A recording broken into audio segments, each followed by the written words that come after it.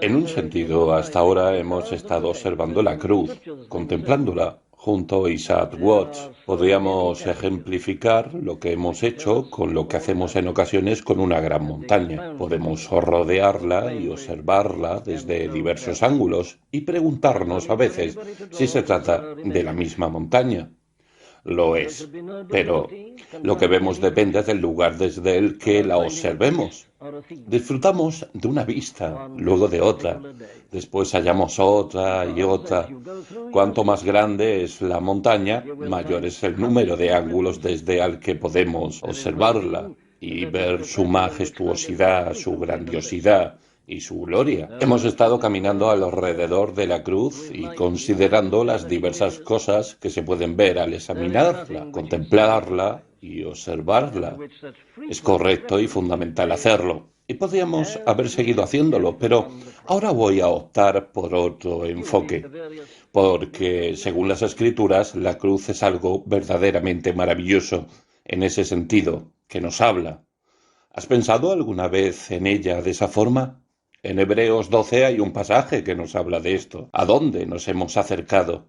Pregunta el autor. Ya no estamos en el monte Sinaí, no. Nos hallamos bajo el nuevo pacto, la nueva dispensación.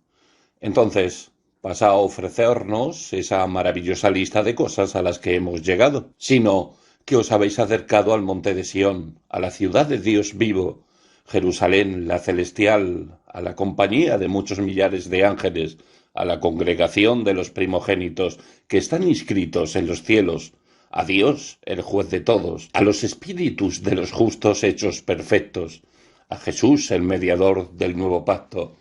Y advierte esto, y a la sangre rociada, que habla mejor que la de Abel. La sangre de la cruz habla, hace una declaración.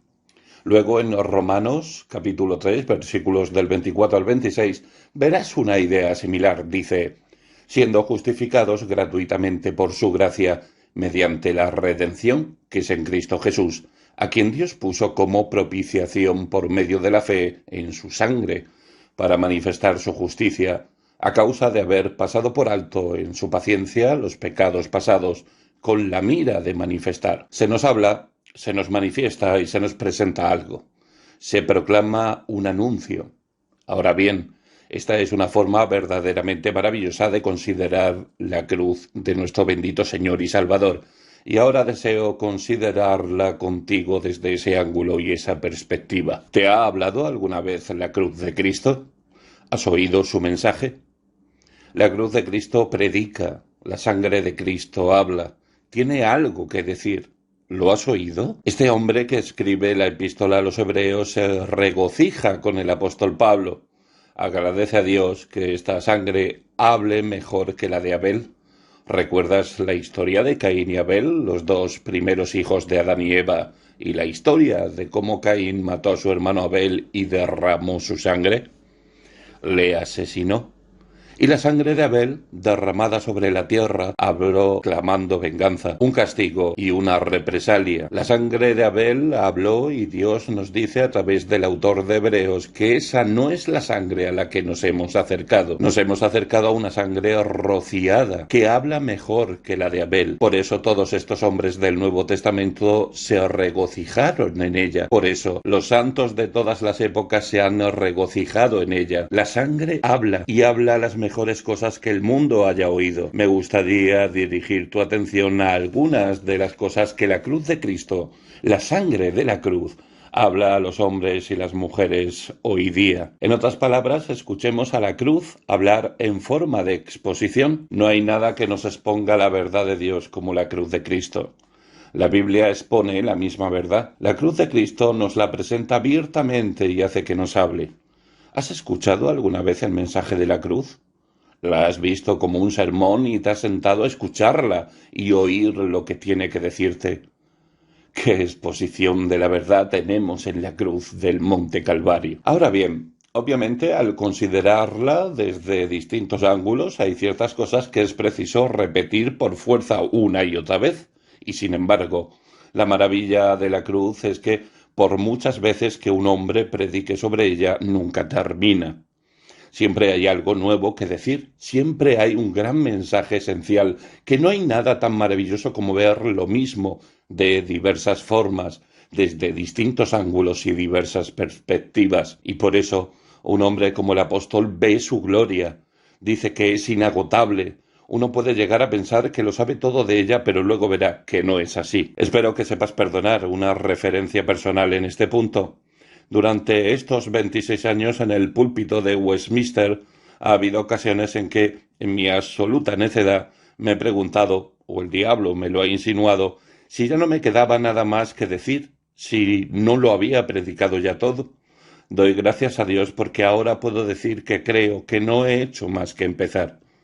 Este glorioso mensaje de la cruz es inacabable, porque siempre tiene algo nuevo, apasionante, conmovedor y edificante que uno no ha visto anteriormente. Debemos escuchar lo que tiene que decirnos y lo primero que yo oigo es que ser un hombre es algo tremendamente importante y serio. ¿Por qué está ahí en la cruz el Hijo de Dios? Hemos demostrado que es el Hijo de Dios quien muere. Obviamente, todo el significado de la cruz descansa en ese hecho, y en el momento que lo comprendemos planteamos esta pregunta: ¿por qué murió el Hijo de Dios? ¿Qué es lo que hace ahí? Y la primera respuesta que recibo al escuchar a la cruz exponerme la verdad es que el alma del hombre es algo muy valioso. ¿Recuerdas la enseñanza de nuestro Señor mismo al respecto? Dijo: porque ¿qué aprovechará al hombre si ganare todo el mundo y perdiere su alma? ¿O qué recompensa dará el hombre por su alma? Marcos 8, 36 al 37. La cruz habla del alma del hombre. Nuestro Señor está en la cruz por causa del incalculable valor del alma inmortal de un hombre. Vemos de inmediato, pues, que la cruz me dice algo acerca de mí mismo y la naturaleza de esta humanidad que Dios me ha dado. Me habla asimismo de todo el propósito de la vida en este mundo. Es mi alma, eso es lo que importa. Ahora bien, mi cuerpo es importante y no debo despreciarlo. También hay muchas otras cosas importantes en este mundo. Despreciar o ridiculizar cosas legítimas no forma parte de la enseñanza del Evangelio. Pero quiero afirmar que es tarea del Evangelio decir que es el alma del hombre lo que importa. Esa parte de nosotros que sobrevive cuando morimos, algo imperecedero que dura el resto de la eternidad. La cruz hace un tremendo hincapié en eso. No vino a fin de sanar nuestros cuerpos o de que nos alimentáramos o vistiéramos mejor, ni de proporcionarnos información y conocimientos. No, vino para salvar el alma. El Hijo del Hombre vino a buscar y a salvar lo que se había perdido, y lo que se había perdido era el alma del hombre. Aquí, pues, la cruz nos hace una tremenda afirmación. ¿La has oído? ¿Has comprendido que tu alma es lo más importante de ti? Porque, independientemente de lo que poseas en este mundo, independientemente de lo que el mundo te proporcione, llegará un día en el que todos seremos despojados de todo eso, aún de nuestro propio cuerpo. Tendremos que dejarlo atrás y el alma y el espíritu seguirán adelante. Eso es lo que importa, dice la cruz. El Señor está ahí por causa del valor que atribuye al alma del hombre. Otra cosa en el mismo sentido es que obviamente lo más importante para nosotros, según la predicación de la cruz, es nuestra relación con Dios. Ya hemos tratado la relación entre las personas y es de gran importancia. Pero el mensaje de la cruz es que la relación de un hombre con sus congéneres jamás será la correcta hasta que su relación con Dios se haya corregido. Y la cruz insiste en eso, porque todo lo demás depende de ello. Por encima de todo, esto es lo fundamental. ¿Cuál es mi situación en mi relación con Dios? ¿Por qué murió en la cruz el Hijo de Dios? Él te lo dirá. Vino porque deseaba restaurar a los hombres a la relación correcta con Dios. Dios le envió para que lo hiciera. Dios estaba en Cristo reconciliando consigo al mundo. Le puso como propiciación por medio de la fe en su sangre. Y luego, lo siguiente que veo en este apartado de la exposición es que obviamente lo que hace que el pecado sea pecado, o, si lo prefieres, La mismísima esencia del pecado es la rebelión contra Dios, la ruptura de la relación con Dios. Ese es el verdadero significado del pecado. El mundo no lo sabe, pero ese es el gran mensaje de la cruz. Tendemos a concebir el pecado en términos de malas acciones, cosas equivocadas que hemos hecho o pensado, o cosas equivocadas que hemos dicho. Pero eso no es lo grave del pecado. Lo terrible del pecado es que es una rebelión contra Dios. Es el hombre desafiando a Dios. Es el hombre quebrantando la ley santa de Dios. Es el hombre pisoteando todo lo sagrado que hay en Dios. Es el hombre enfrentándose a Dios y desafiándole. Esa es la esencia del pecado. Es lo más terrible que un hombre puede hacer, puesto que implica romper la relación con Dios e intentar erigirse en un Dios. La cruz nos dice todo eso. Muestra lo grave que es el pecado. No solo se trata de actos que se corrigen tan simple y sencillamente como viviendo una vida mejor de ahora en adelante. No. Se trata de la relación. Solo la cruz lo señala y lo recalca. Hace que todo mi pensamiento gire en torno a la relación con Dios. Y luego pasa a decir que el pecado está sometido a juicio y castigo. Ahora bien, escucha esa cruz, a la sangre de la cruz hablándote. Te dice que Dios es santo, recto y justo.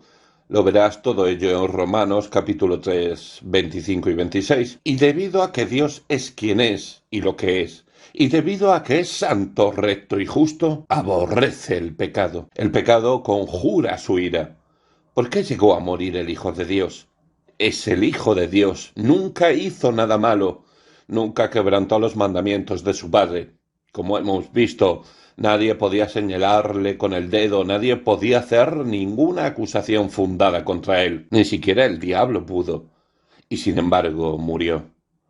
La cruz da respuesta a esa pregunta. Murió en la cruz porque Dios aborrece el pecado y porque el pecado despierta su santa ira. Dios no puede tratar el pecado a la ligera, su naturaleza santa se lo impide. El pecado es la cuestión más grave que ha existido jamás en todo el universo. Permítaseme expresarlo de la siguiente forma. El problema del pecado es el mayor problema al que aún el Dios Todopoderoso ha tenido que enfrentarse. Lo digo por este motivo. Consideremos todo el problema de la creación. Ahora bien, la creación es una cuestión tremenda. No había nada y Dios creó. Hay un momento en que el espíritu se movía sobre el abismo y el caos y Dios dijo, sea la luz, y fue la luz. Dios dio existencia a la luz simplemente por el poder de su palabra, su simple fiat, y Dios lo creó todo de la misma forma. Bastó su palabra. Tal es el poder de Dios. Habla y se hace. Pero cuando Dios se enfrenta al problema del hombre en su pecado y rebelión, del hombre que se resulta extraño a sí mismo, no basta una palabra. ¿Te habías dado cuenta de esto? ¿Habías oído a la cruz predicarlo? Eso es lo que la cruz nos está diciendo. Lo digo con reverencia, después de la profunda reflexión de vida. Lo digo únicamente basándome en la autoridad de la Escritura. Lo digo únicamente porque la cruz lo predica. Dios no puede perdonar el pecado simplemente diciendo lo perdono. Si pudiera, lo habría hecho. ¿Piensas que Dios habría llegado a enviar a su santo Hijo unigénito a la cruz de haber podido perdonar el pecado de los hombres de otra forma? Habría abandonado a su hijo a eso y habría vertido sobre él la copa de su ira. Habría permitido que su amado hijo unigénito clamara en su agonía diciendo Dios mío, ¿por qué me has desamparado? Mientras soportaba el tormento, la sed y la vergüenza. ¿Lo habría permitido de haber existido otro camino? Pero no lo había. Bastó una palabra para crear, pero no bastó una palabra para perdonar. Antes de que Dios pudiera perdonar el pecado del hombre, su Hijo unigénito tuvo que abandonar los atrios del cielo, descender a la tierra, adoptar una naturaleza humana, vivir como un hombre y ser azotado, herido de Dios en esa cruz. Y la cruz proclama así la santidad de Dios, la vileza del pecado, el terrible problema del pecado, la terrible gravedad de la rebelión del hombre contra Dios. La pregunta que planteo, pues, no es qué clase de vida vives. No es que no me interese, pero esa no es la pregunta básica. La pregunta que la Biblia nos plantea a todos, la pregunta que nos plantea la cruz, no es eso. Ni qué hiciste la noche pasada, ni si eres moral o inmoral, ni cuáles son tus pensamientos. No. Su pregunta fundamental es qué relación tienes con Dios. Dios creó al hombre a su propia imagen para que viviera para su gloria. La primera pregunta del Catecismo Menor de la Iglesia Presbiteriana, que jamás me canso de citar, es ¿cuál es el fin principal del hombre? Y esta es la respuesta. El fin principal del hombre es glorificar a Dios y disfrutar de Él para siempre. Dios nos creó para eso. Y si no lo estás haciendo, eres un gran pecador. Dices que nunca has cometido adulterio. No me interesa. Dices que nunca has asesinado. No me interesa. Eso no es lo fundamental. La pregunta es, ¿estás viviendo para Dios? ¿Es Dios el propósito y el fin principal de tu vida? ¿Es Dios tu principal interés? ¿Te estás sometiendo obedientemente a Él? He ahí la cuestión. En última instancia, esa es la única cuestión. El mandamiento que tú y yo recibimos se presenta de la siguiente forma. Amarás al Señor tu Dios con todo tu corazón y con toda tu alma y con toda tu mente y con todas tus fuerzas. Marcos 12:30. Y a Dios no le interesa nada que esté por debajo de eso. Toda tu pequeña respetabilidad, toda tu agradable religiosidad carece de valor alguno. Es trapo de inmundicia, abominación a los ojos de Dios. Te quiere a ti, quiere tu corazón, quiere tu lealtad, quiere ser el centro de tu vida. No se dará por satisfecho con ninguna otra cosa. La cruz, la sangre de la cruz dice todo eso. Murió en la cruz porque el hombre no había estado a la altura de eso. Nos expone todo esto, pues nos lo manifiesta, nos lo predica. Eso es lo que dice. Debemos escuchar a la cruz, no la reduzcas a una superficialidad sentimental. Obsérvala y pregúntate lo que significa. Escucha lo que te dice y la exposición que hallamos en la cruz. Eso es lo que la sangre rociada nos habla hoy. Pero permítaseme pasar a un segundo apartado. La cruz, gracias a Dios, no sólo es una exposición, la cruz también es una proclamación, una tremenda declaración. Me gusta la palabra que utiliza el apóstol aquí en Romanos 3 y especialmente la forma en que la repite. Obviamente, también a él le gusta. A quien Dios puso, dice, como propiciación por medio de la fe en su sangre, para manifestar su justicia, a causa de haber pasado por alto, en su paciencia, los pecados pasados, con la mira de manifestar. Romanos 3:25. ¿Lo captas? ¿Lo has oído? ¿Estás escuchando? Dice el apóstol, despertad, oyentes adormilados, con la mira de manifestar. ¿Has oído esa tremenda manifestación? ¿Has oído la tremenda proclamación? ¿Qué es lo que esta sangre me manifiesta? Permítaseme resumirlo con dos palabras que este mismo apóstol utilizó en 2 Corintios 5, 19 al 21. Esta es la declaración. Dios estaba en Cristo reconciliando consigo al mundo, no tomándoles en cuenta a los hombres sus pecados.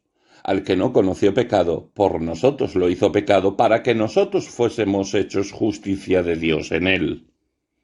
¿Qué significa todo esto? Permítaseme expresarlo en términos modernos. La cruz me dice que esta es la declaración, esta dice, es la forma que tiene Dios de enfrentarse al problema del pecado del hombre. Ya ha dicho que existe un problema, es un problema terrible, el mayor problema de toda la historia, de todos los tiempos, de todo el cosmos. No hay nada mayor que esto. Esa es la exposición del problema. Luego llega la tremenda declaración. Esta dice es la respuesta de Dios. Ahora bien, nuestro Señor lo había estado diciendo en su enseñanza, pero no podían entenderlo. Aún sus propios discípulos estaban ciegos. Pensaban como judíos, en términos de un reino terrenal. El hombre siempre convertirá en materiales las grandes y gloriosas bendiciones del reino de Dios. ¿Cuándo vendrá el reino?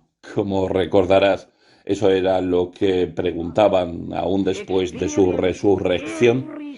No entendían lo que les había estado diciendo, que el verdadero propósito de su venida era morir, el Hijo del Hombre. Dice, no vino para ser servido, sino para servir y para dar su vida en rescate por muchos. Mateo 20:28. Eran incapaces de aceptarlo. Allí en la cruz volvía a decirlo y aún así no lo entendieron.